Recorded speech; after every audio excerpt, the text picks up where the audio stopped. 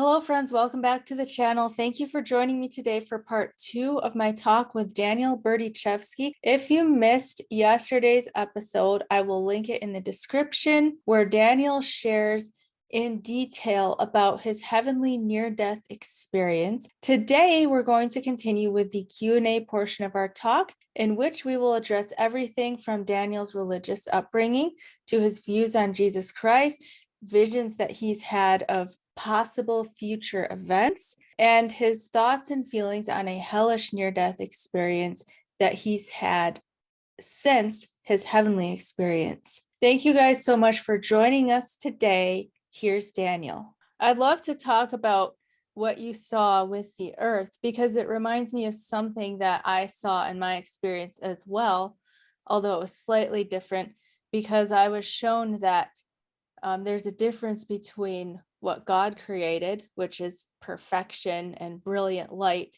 and then how we experience things. So the way I saw it was that everything God created is brilliant light and perfect, but there's these storm clouds that were sort of underneath in which we can experience pain and suffering and all these things that don't actually exist. So I'm curious what your thoughts are on that. If you think maybe the organic and then the simulator, maybe the simulator is in some way not real. Yeah. That is a tough question. I mean, I don't know. I like to use the word kind of like an overlay, possibly an overlay that might be deliberately placed so that we can experience those things that you just described, since God really is perfection. And there's no denying that, especially, in the timeless ethereal realm, there's nothing but perfection. So I suppose in order to obtain imperfection, some kind of illusions have to be placed for us to perceive those imperfections. And maybe that simulator like element is aiding with that. So that's the best answer I have. I don't know. No, that's awesome. It's a really fascinating thing to think about. There is a tremendous amount of suffering, though. I still wonder about it to this day. Some of it just seems really extreme and over the top, and I've been wondering about that my whole life. So we'll have the answer once we're back. So. And you mentioned that the earth was like gasping for breath. Do you think, and you also mentioned you're not 100% sure what was causing that. Do you think there's anything that we can do to sort of alleviate that? Well, yeah, I mean, well, our behavior is probably now like being very responsible towards the earth, like considering what we're doing. I'm sure we're having a massive impact. So there's definitely things we could do. I mean, there's no denying we're having a huge impact on the earth. There's no deny, like it's obvious. Like it doesn't. It's there, and to alleviate that, I think we have to do physical and spiritual work on ourselves individually, and just improve our behavior, improve our aggressive tendencies, our behavior, our warlike tendencies, pollution, things like that. They gotta go away if we have any chance. Honestly, I'm very against war and all that stuff. So if we could stop that, I think we'd be making a big step.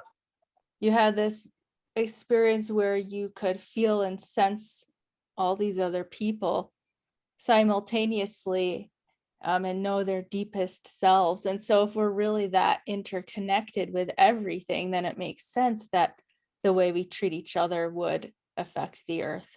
Exactly. I think that is the whole problem, is that this rigid idea of separation, I think, still holds really strong in a lot of people's lives. It's you against me. We're against each other. And but the important thing to realize though is that you have to realize for yourself on a deep internal level that if you hurt another, you're hurting yourself. If Mhm. someone doesn't know that, like they can't comprehend that, it doesn't work. They have to, it has to be an interchange that takes place for them to realize that. And that doesn't include just humans.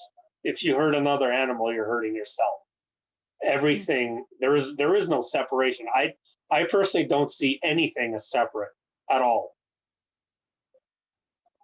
So yeah, we're all here, we're all now, and we're all always here, always now, and forever. That reminds me of something else you said in an interview I was listening to, where you talked about when you were in this wheel of time, or maybe it was before that, when you were in the light, you can correct me, but you had this sense of no time. And the way you described it, you said other people describe it as no time, but you would say it's absolute nothing. And in that nothing is everything, and it's circling endlessly. Do you want to Yeah, talk about that? yeah, it's absolute. I like zero. I like that number zero.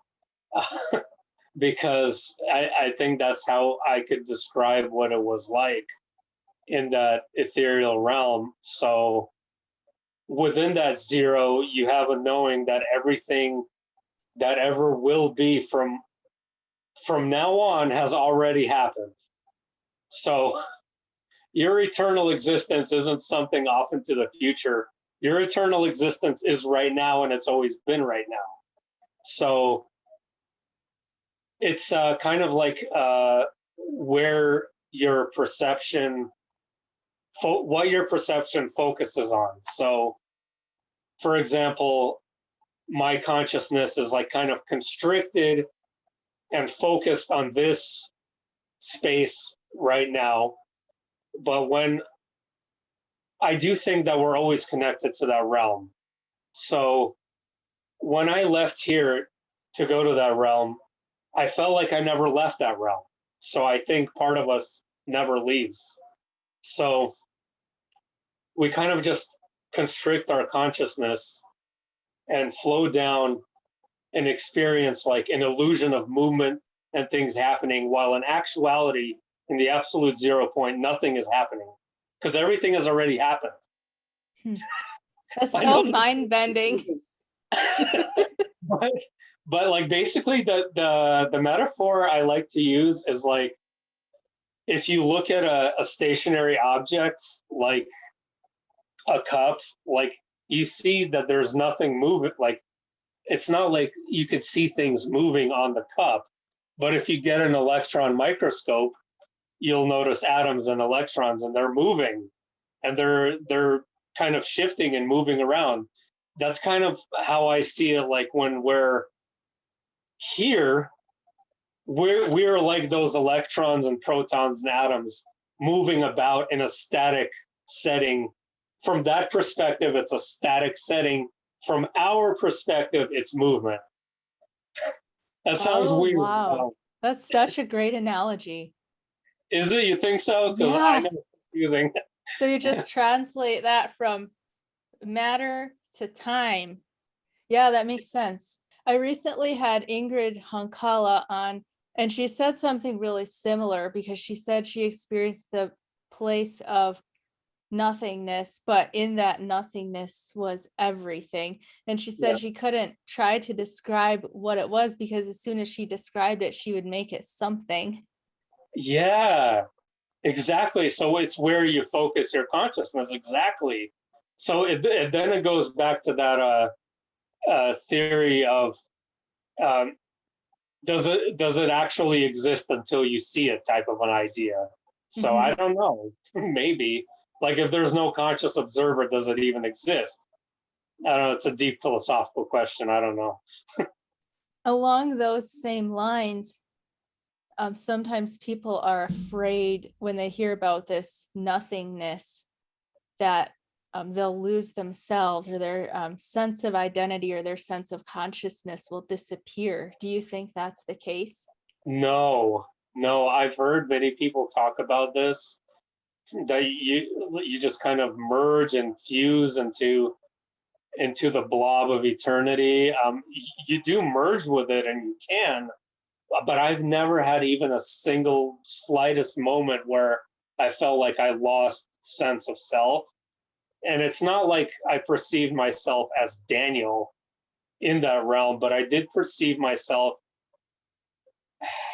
as a more pure, more perfected version of my purest childlike character. Mhm. It's so hard to explain. It's so hard to explain. But no, you don't lose your identity. I didn't lose my identity. I wasn't Daniel like on Earth, but I still was me. Mhm. It's the only way I can explain it. Switching gears a little bit, did you have any type of religious background before your experience? Yeah, very confusing background, blended between going to Orthodox churches, Baptist churches, synagogues, because my dad was Jewish.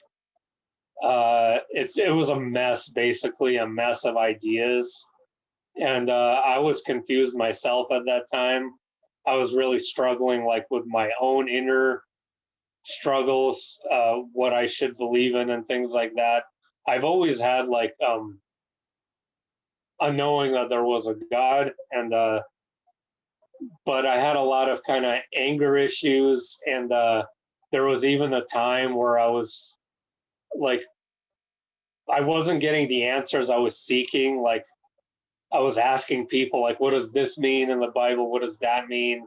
And like out of sheer frustration, I even got into Richard Dawkins, and almost went atheist for a while. And then I'm like, no, this is just silly. And I kind of stepped away from that. And then I just kind of, I don't know, it was a bit rebellious, honestly. It was just kind of lost and seeking for answers. But it was a confusing background. My upbringing was really weird in that kind of my mom would experiment with different churches and even different religions. And I've met all kinds of different people with different beliefs. So my head was like a mix of everything. Yeah. So did your experience change the way that you view religion? Oh, yeah. Oh, it changed it big time. I I got into, I can't even tell you how many countless arguments with conventional belief systems. I'll just call them that, and trying to explain to them that God is love and God is one. And no, so many people told me no. Man is fallen. God is separate. We are separate from God. We need to return to God. And I mean, there is some truth to that, I think, depending on the circumstance and situation individual people are in. But it didn't compute in my soul and my heart and my mind anymore any sort of conventional teaching at all. And I just sort of see, and keep in mind is that I do actually believe in Christ. So I do believe in the Christ figure, and actually that he exists. I've never seen him in my experience, but I don't believe conventional interpretations of any religion. Mm-hmm. I'd be interested in hearing more about your views now. You do believe in Christ. What are your views on Christ or anything else since your experience? Um, to me, Christ is like, um, he is the pain that the world, give me a second. He is the weight, he takes on the weight of the world on his shoulders. Mm-hmm. So this divine being represents our suffering here and the alleviation of that suffering. So he helps us and guides us through this life, through our moments of suffering. And he cleanses, he cleans, he purifies, and he helps reshape you and remake you into the soul you're supposed to be. Does that make sense? That is so beautiful. I'm so glad I asked you that. Thank you for sharing. Okay, thanks. I love what you said. Again, I quoted this from another interview of yours, but I wrote it down. You said that being in the love on the other side was like all the love that ever was, all the love there ever will be is being poured on you in a single moment. Yeah, exactly. That's exactly right. Because there only is the single moment. So that when I said earlier, that's what I meant by, um, everything you will ever do for all eternity, the love will never change. So that same love is being presented to you in your eternal existence at that very moment. Mhm. It'll never change. So Yeah. beautiful. You said that you've had some out of body experiences. Is that something you'd like to share about, or is that more personal? Oh, I've had so many. Some really interesting and pleasant, and some I've actually had a hellish out of body experience. Really? Yes, I had a very, very dark, hellish out of body experience that I am reluctant to share on here because it's so graphic. But if someone's interested, it is one of my most viewed videos on my channel. Mm. They can contact me and I could link it. I've had other ones where where I've seen what I perceive to be as like alien worlds or other planets. Um, I've had experiences in which I was watching a life I was living in another dimension or planet, and I actually would die in that dimension, and then watch myself go out of body from that dimension. Wow. Yeah, I've had a few experiences like that. I've had a few where I saw possible visions of I can describe it as an unpleasant future. Kind of reluctant to share, but long story short, I've had really powerful visions of things that look like nuclear war and asteroids, solar flares, coronal mass ejections, really crazy, chaotic events that are possible futures, I suppose. So, Mhm. yeah, So when you say possible futures, do you think that there's multiple paths we could take? yeah, no, definitely. We definitely can.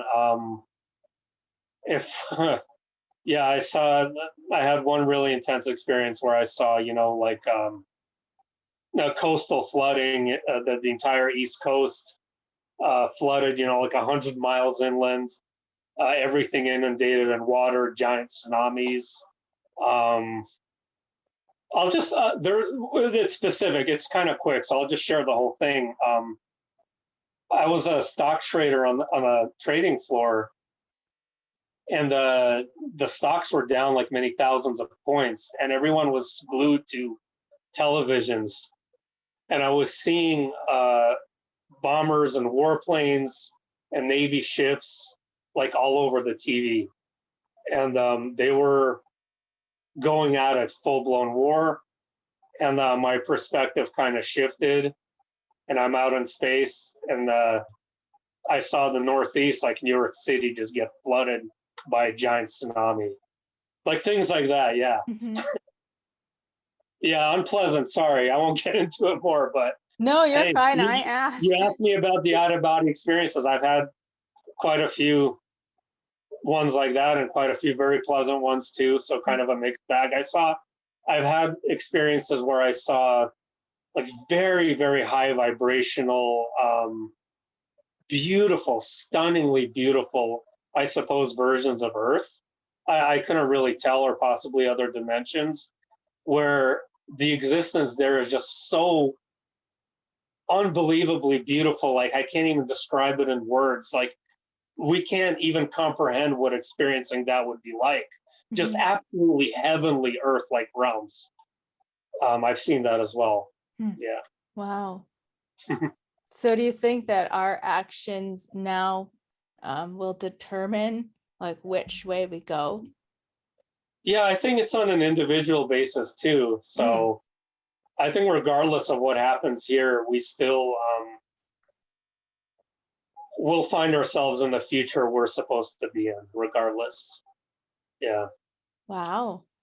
I'm That kind of sounds neutral right similar. now. I'm just kind of waiting to see what happens. So I'm kind of glad, we're not in all-out war yet, but I'm in the neutral territory. Just like I think if we can make it a few more years without any major war, I think we'll be okay. Yeah. Basically, yeah. That sounds similar. I don't know if you're familiar with Dolores Cannon, but she talks about the new earth and how people who just cannot and refuse to choose the way of love now, how they will experience these disasters, but those who do choose the way of love and create a more harmonious world will experience the new earth. And it's, I don't know if it's like two realities overlaid on each other or I've heard about that too, and like over the last few years, I'm like, so how does this work?